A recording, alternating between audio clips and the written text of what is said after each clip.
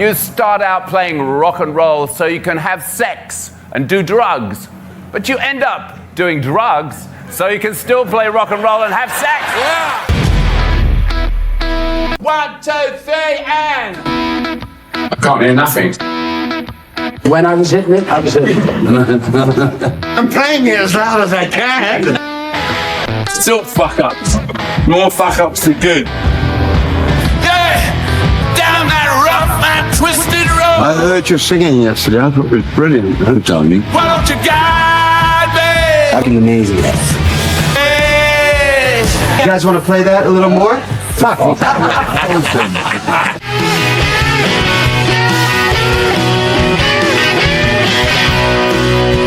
To celebrate the band's longevity and insatiable desire to bring live music to the masses, let's rank theirs. Top 10 best songs of all time. And now... Number 10.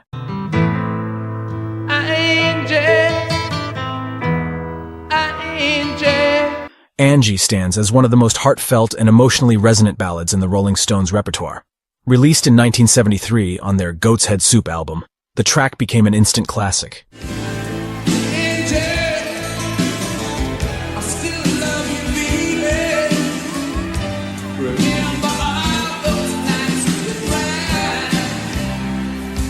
Angie by the Rolling Stones is a masterclass in storytelling, composition, and emotional depth. It remains a testament to the Rolling Stones' unparalleled ability to capture moments of raw human emotion, package them in hauntingly beautiful melodies, and release them into the world to resonate with generations.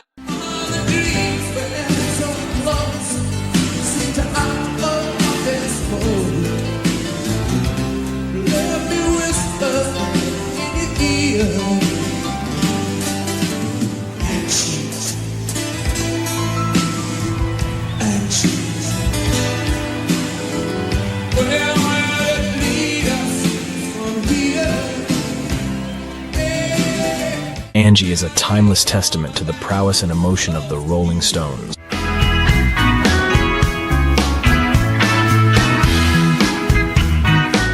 Beast of Burden meshed the sound of Richards and Ronnie Wood in a way that was distinguishingly evolved from the Stones of the late 60s.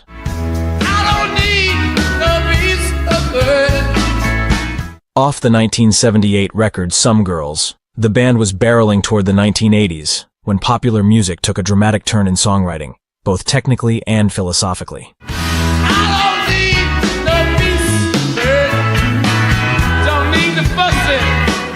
Predating the hard turn of disco-era dance tracks like Emotional Rescue and She's So Cold, the chops of Beast of Burden featured the core of what made the Rolling Stones great, but boasted a modern energy, as if to say, we aren't being left behind.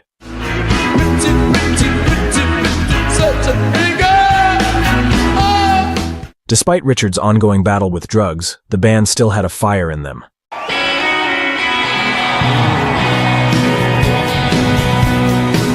Tumbling Dice, hailing from their 1972 album, Exile on Main Street.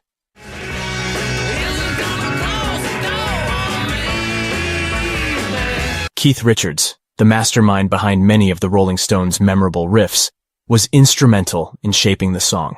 The track has a rollicking, loose feel, emblematic of the entire Exile on Main Street album.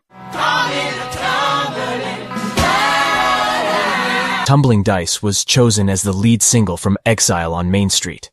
The song became a massive hit, solidifying its place in rock history.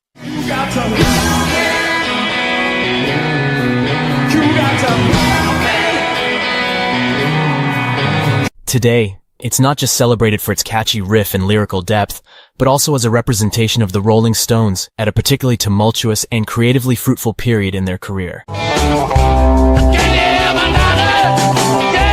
Can't You Hear Me Knocking is one of the Rolling Stones' iconic tracks, hailing from their 1971 album, Sticky Fingers. The song is recognized for its legendary riff and extended jam, which takes up more than half of the track's 7-minute runtime. Keith Richards, the Rolling Stones' lead guitarist and the song's primary composer, is known for his distinctive and infectious riffs.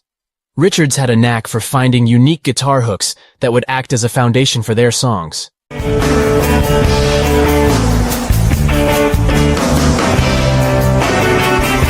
The story Can't You Hear Me Knocking a legendary track created in a moment of unplanned musical brilliance.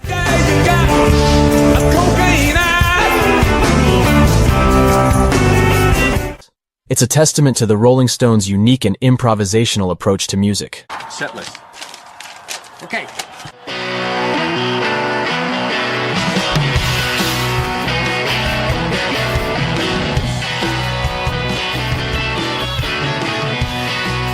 Jumpin' Jack Flash is one of the Rolling Stones' most iconic songs, released in 1968. Watch it.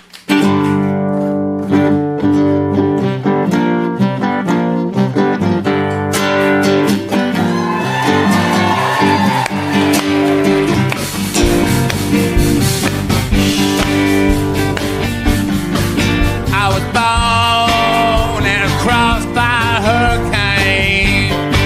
The song's title and inspiration came from a real-life event involving Keith Richards, the band's lead guitarist. Keith was in his country house in Sussex, England, together with Mick Jagger, when they were woken up early one morning by a noise. It was the sound of Keith's gardener, named Jack, walking past the window in heavy boots. When Jagger asked what the noise was, Richards replied, "Oh, that's Jack. That's Jumpin' Jack." This comment sparked something in the two of them. They were inspired to write a song around that theme and imagery.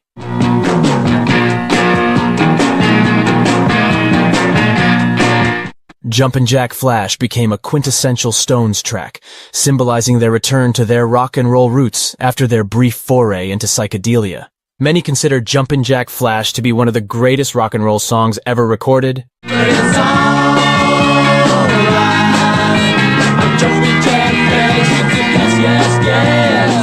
Did you know? The Stones rearranged the song for live performance, and Richards now plays it in open G with a capo on the 4th fret.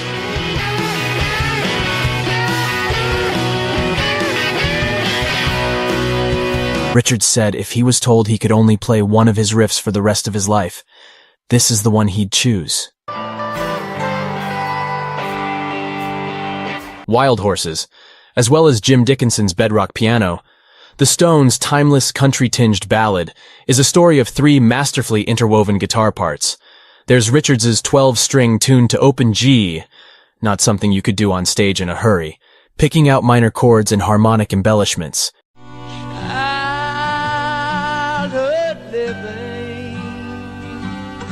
Mick Taylor's second acoustic in Nashville tuning, with the lower gauge E, A, D, and G strings tuned an octave higher, holding the song structure down. And Richards' mournful electric guitar licks, incorporating blues, rock and roll, and country styles into one majestic, perfectly phrased performance.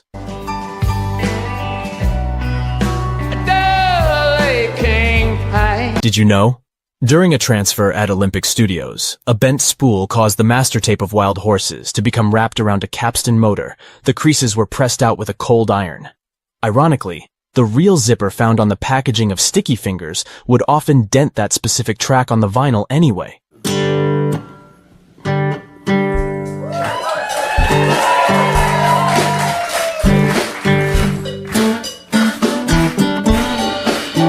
There's a reason why certain riffs in rock history transcend generations and remain iconic years after they first graced our ears. How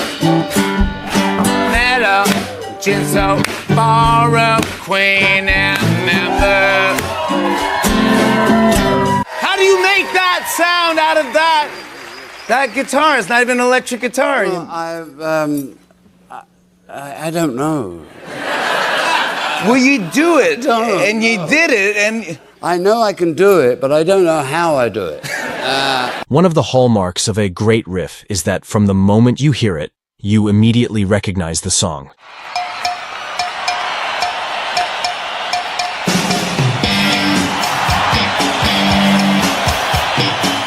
Greatness often lies in simplicity, and the Honky Tonk Woman riff is a testament to this.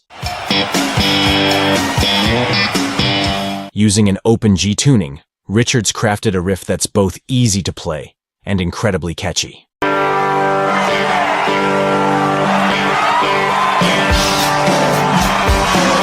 Because it's true to an open G, right? And if you're gonna do Honky Tonk Women or something,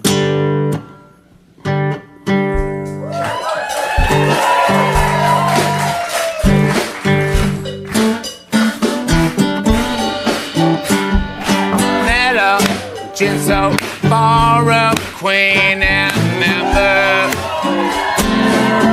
It's this simplicity that allows guitarists of all levels to engage with it, making the song's legacy even more powerful. I met her, she's so far up, queen in Belfast. She tried. There's an infectious, raw energy in the riff. It's gritty, it's dirty, and it encapsulates the essence of rock and roll. And this song, in particular, has inspired a multitude of guitarists to pick up the instrument for the first time.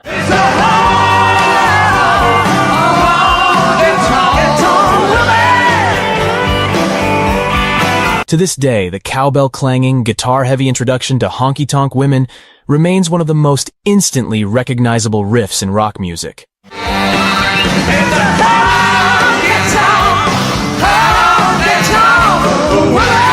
A true testament to the Rolling Stones' musical genius and lasting impact on popular music.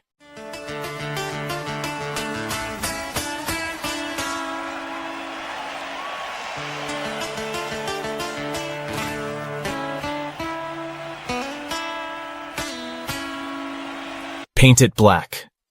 The Stones were beaten to the sitar and guitar combination by the Beatles on Norwegian Wood the year before.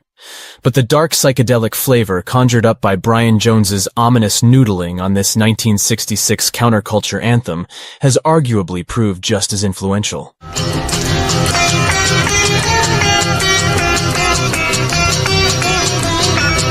The song owes a lot of its power to Charlie Watts's kinetic drums, combined with the bolero rhythms strummed on acoustic guitars.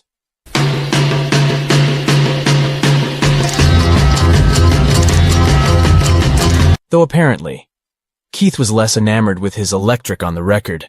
"The electric guitar doesn't sound quite right to me, the one I play," he said in 1966. "I should have used a different guitar, at least a different sound."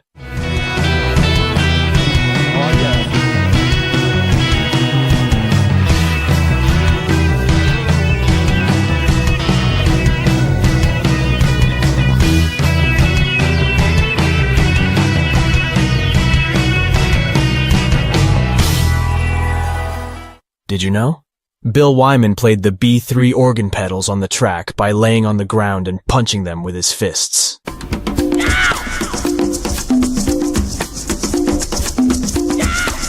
Released in 1968 as part of their iconic album Beggar's Banquet, Sympathy for the Devil stands out as one of the Rolling Stones' greatest achievements. Please allow me to introduce myself. This groundbreaking song captivated audiences with its unique blend of rock, blues, and Latin influences.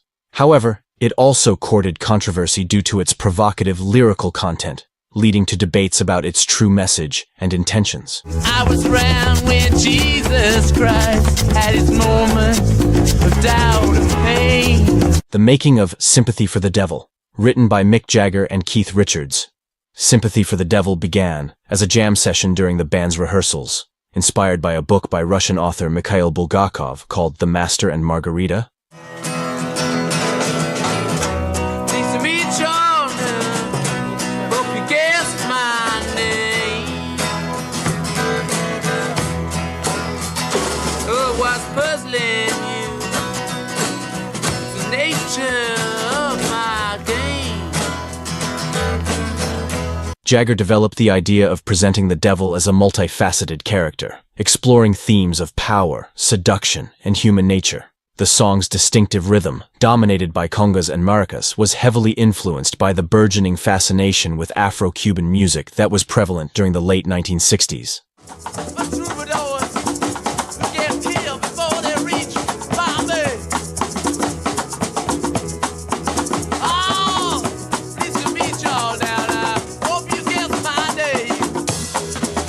The Stones, known for their willingness to experiment, incorporated this rhythmic style to create an infectious and dynamic backdrop for Jagger's haunting vocals. Please let me introduce myself. I'm a man of wealth and taste. I've been around for many a long, long year. Stole many a man's soul and faith. Yes, I was around when Jesus Jesus Christ at his moments of doubt and pain. Sympathy for the Devil is revered as a masterpiece for several reasons. Firstly, the song's arrangement is a testament to the Rolling Stones' musical prowess. The rhythm section, comprising Charlie Watts on drums, establishes a driving groove that relentlessly propels the song forward.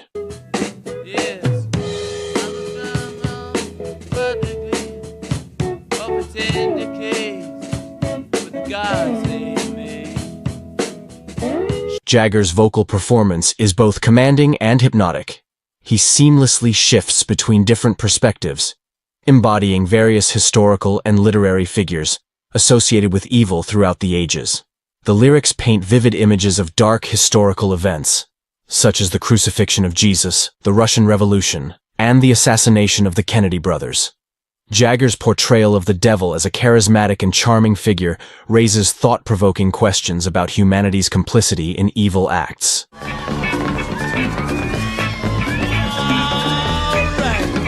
Some critics argued that the song promoted devil worship or sympathized with evil. Its lyrics, particularly lines like "I shouted out, who killed the Kennedys?" I shouted out, who killed the Kennedys? And "I watched with glee while your kings and queens fought for 10 decades, were perceived as provocative and politically charged. Watch with glee while your kings and queens fought for 10 decades. Moreover, the song arrived at a tumultuous time in history, marked by political assassinations, civil rights movements, and the Vietnam War. In this context, Sympathy for the Devil unintentionally became a lightning rod for societal tensions, and its reception varied greatly. Some listeners embraced its provocative nature as a reflection of the era, while others condemned it as morally objectionable.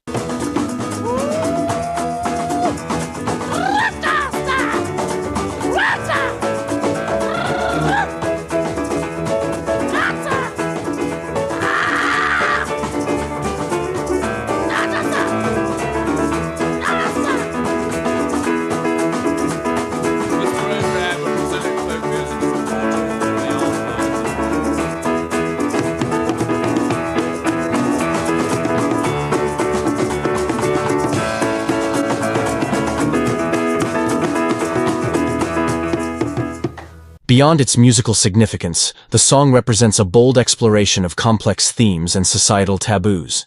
It challenges listeners to confront the darker aspects of human history and raises questions about morality, power dynamics, and the responsibility of individuals in shaping the world.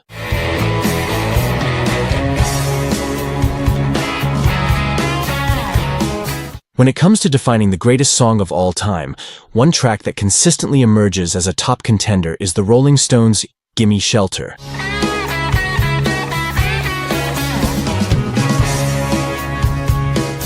Released in 1969, this timeless classic not only embodies the essence of rock and roll, but also encapsulates the turbulent spirit of an era, making it a strong contender for the title of the greatest song ever recorded.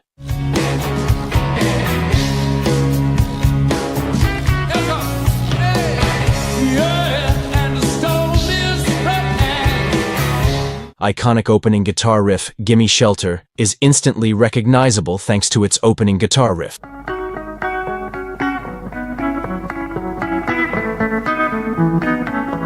Its raw and menacing quality immediately draws the listener in, creating an atmosphere that is both exhilarating and foreboding.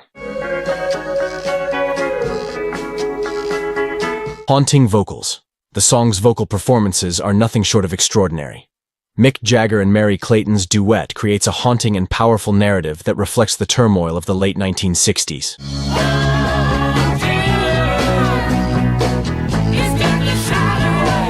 Clayton's spine-tingling, impassioned vocals in particular are a testament to the emotional intensity that this song conveys. Her chilling vocals, particularly her raw, emotional cries of rape, murder, gave the song an added layer of intensity.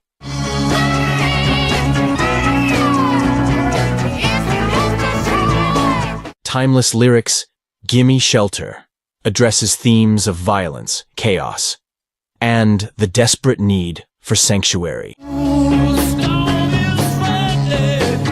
which were incredibly relevant in 1969. with the Vietnam War raging and the counterculture movement in full swing. These themes continue to resonate with listeners today, as the world grapples with its own set of challenges. The lyrics' universality adds to the song's enduring appeal.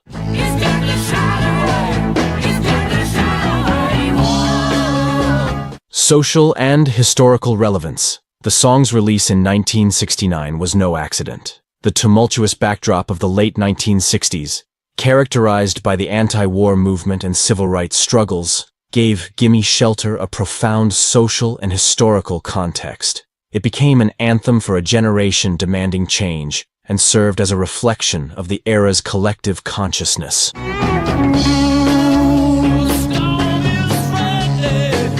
Musical brilliance. Gimme Shelter is a masterclass in musical composition. Its blending of rock, blues, and gospel influences creates a dynamic and rich sound that is both energizing and emotionally resonant.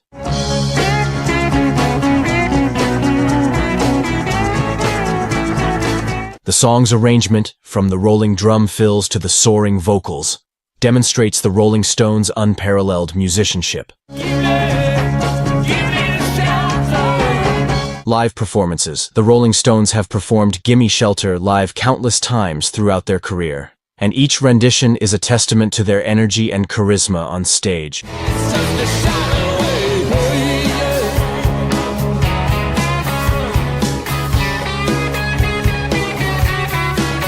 It is a song that comes alive in a concert setting, further solidifying its status as a legendary track.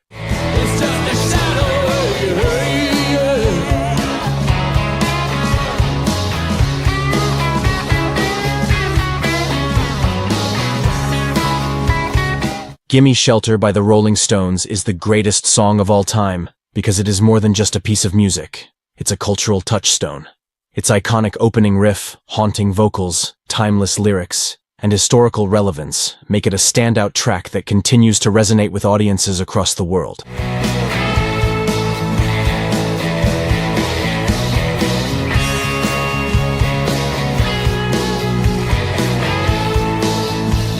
It has not only stood the test of time, but also left an indelible mark on the history of music. Gimme Shelter is a masterpiece that encapsulates the spirit of rock and roll and the essence of a generation, securing its place as the greatest song of all time.